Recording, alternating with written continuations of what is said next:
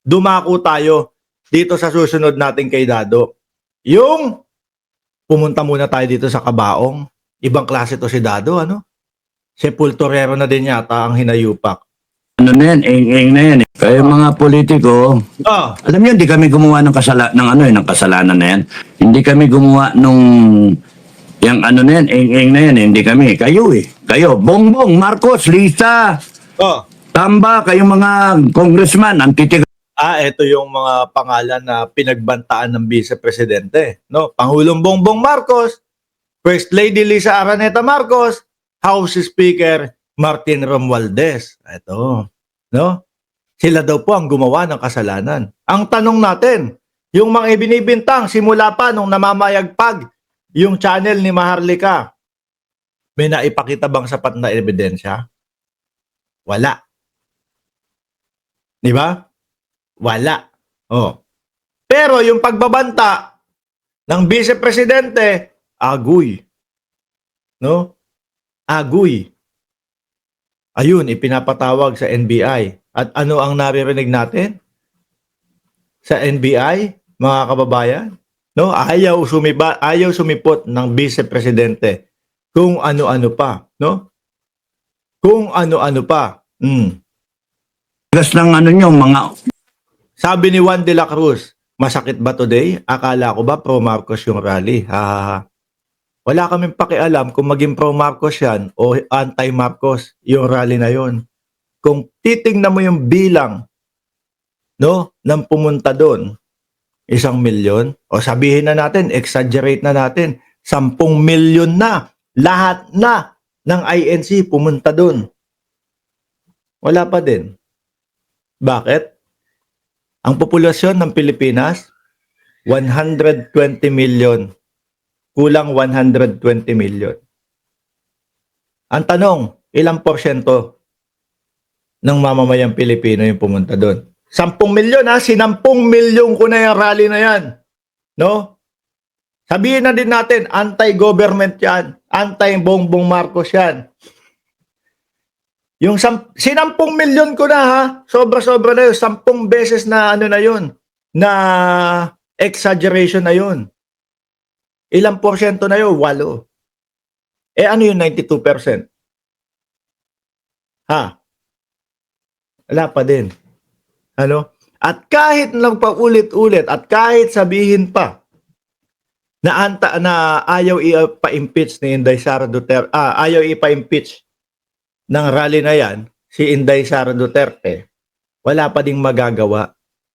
No? Didiretso, tutuloy-tuloy yung impeachment kay Inday Sara Duterte. Tuloy-tuloy pa din yan. Walang magagawa yan. Ano po? ang mga kukote nyo, mga bopol pa, mga advisor nyo. Sinasabi naman sa inyo, ilang beses na kami nagsabi na wag kayong magde-destabilize eh. Kaya nagde-destabilize ng Sino si Dado? Akala mo malaking pangalan sa politika, no?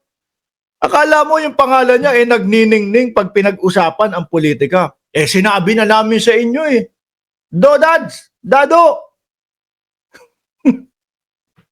Akala mo ba yung pangalan mo may kagat o may batak o may tama sa politika? Diyos ko naman. Ngayon ko nga lang narinig yung pangalan mong Dado. Ano? Ngayon lang namin narinig yung pangalan mong Dado. Kaya ngayon ka lang namin na-content. 'Di ba? Na-content lang ho natin, mga kababayan. Bakit ho? Dahil nagbabanta sa buhay ng mga vlogger. Baka kutusan ko yung bumbunan mong ganun Umiyak ka na Yan pa kayang pagbabanta nyo, kasama yung FGF nyo. Ano yung FGF mo? Eto ulit. FGF. 40 million daw ho ito, mga kababayan. 40 million daw po yung FGF, mga bossing. Asa na 40 million dyan? Di sana isinabay nyo sa Iglesia ni Cristo. Pero napagtanto ko. kung sakali pala na si Dado tumakbo ng presidente, mananalo pala si Dado. Ano? Ayoko nang nagpa-flood. Oh, ganyan kasimple. Pag nag-flood, ban. Oh, di ba? Yung mga nagko-komento diyan na hindi agree do sa sinasabi ko, wala akong pakialam. No, i-komento nyo na komento. Hindi ko kayo ibaban. Pero kapag kayong paulit-ulit yung sinasabi, ibinaban natin yan. Oh, ganyan lang kasimple. No? O yung mga moderator dyan, pag paulit-ulit yung sinasabi at hindi nakikipag ugnay doon sa talakayan natin, iban nyo. Wala akong pakialam. No? Pero kapag yung sinasabi nila, may nilalaman at patungkol doon sa talakayan natin, sige, hayaan nyo dyan. Sasagutin ko yung mga yan. Oh, eto yung 40 milyones ni Dado. Anak ng tinapa. Asaan dyan? Dado, sabi ni pambansang nanay, oh, puro na daw kayo baldado dyan. Puro na daw kayo baldado dyan. Dado, nakita nyo ho, mga kababayan. Oh, tuloy natin to. Kaya nagkaganito bansa. Pag nanakaw kayo, nagdodroga. Uy, dating Pangulo Duterte, sinasabihan ka nito. Oh. Oh. Yung hair follicle, nilakpasan yung 25 na deadline namin. Aba, may deadline ka pa talaga?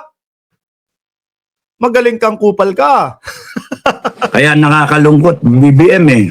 Nakakalungkot, masisisanti ka. Oy, message Ng ano natin, mga manininante pa, ano? No? Manininante pa. Mesisante pa. Pilipino. Oh. Masisisanti ka. Yung mga kakampi sa'yo, okay lang. Sama kayo kay BBM ha, yung mga nanonood. Nakakampi kay BBM ha, sumali kayo. Kung gusto nyo mamatay para sa kanya, good, good. Okay nang ina mo ka. Mamantay. Baka sampaling ko kaliwat kanan yung pisngi mo eh. Puro pagbabantaho. Mamatay kayong mga vlogger. No? Baka sampaling kita kaliwat kanan pag nakita kita. Lakas ng tama eh, no? Baka yung sinasabi mong papatayin kami, hindi mo pa din magawa. Nasampal na kita kaliwat kanan. Puro ka ganyan. Oh. Black. Patayan tayo kung gusto nyo. Hindi kami natatakot sa inyo. Hindi kami natatakot sa inyo eh. Kinekengkoy namin kayo. Pinagtatawanan namin kayo, Dado. Ano? Pinagtatawanan namin kayo, Dado. Walang natatakot sa iyo. Sira ulo. Itutuwid namin ng Pilipinas, ha? Oh. Ay, wag. Uy, hindi pwede. Paano gagawin mo doon sa pag na Palawan? Paano yun, Dado? Kapag ka tinuwid mo lang yung Pilipinas, ganun lang, ididiretso mo yung pag ganun. Dado, oh, baluktot ba yung Pilipinas? Kahit 100,000 lang kami, okay lang. Laban na kami. Kala ko ba, 40 million kayo? Ba't bumababa? Ano nangyari? Sabi ho nila, mga kababayan, nung mga paunang vlog natin, 40 million sila. Ngayon, kahit 100,000 na lang daw ho sila. Baka sa susunod yan, kahit 50 mil lang kami. Oh, baka sa susunod yan, kahit 36 na lang kami. Oh, yun ang katotohanan. No? Baka sa susunod yan, mag-isa na lang po ako. Bakit? Kasi po nagreklamo yung mga kasama ko. Ano? Sinusubo ko daw sila sa patayan. Hindi naman daw ganun yung kanilang nais. Di ba? Hindi naman ganun yung kanilang nais. O ang nais lang nila magka-wheelchair ng maayos. Tapos ang sigaw daw ni Dado puro patayan daw ho, mga kababayan. Paano yun? Oh. Kami, 100,000. Then, kung may 1 milyon, 2 milyon, 10 milyon kami, 20 milyon, 100 milyon. Ako, ang dami, 100 million. Kasama na po tayo doon. Base po doon sa nakita natin populasyon ng Pilipinas, mga kababayan, 120 million. Ano? Kasama na tayo doon. Aabot pala sila ng 100 million. Panalo na si Dado kapag tumakbong presidente. Good luck sa inyo. Good luck. Kung may Dado, good luck sa inyo. Hanggang ngayon, hindi pa namin nakikita yung puwersa ninyo. No? Wala ka pa di ipinapakita. 1,000 lang kayo, nasama-sama, good luck sa inyo. 1,000 kabaong ang kailangan. You fight, ha? You fight for your cause. Baka naman wala pa kayong pambili ng kabaong. Ano?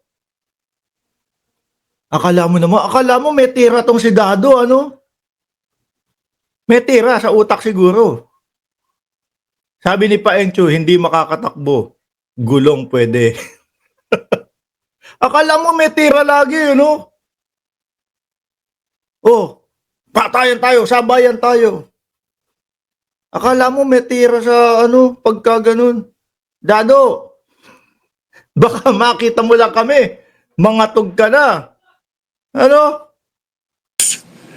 BBM, Oh, tamba, you fight for your cause. Nasabi nyo, kayo yung halal ng bayan. tapos kapag ka ito, na ipatawag ng NBI, dahil nga po may mga vloggers na, mga kababayan, na pumunta sa NBI dahil po doon sa mga pagbabanta ni Dado, mga bossing.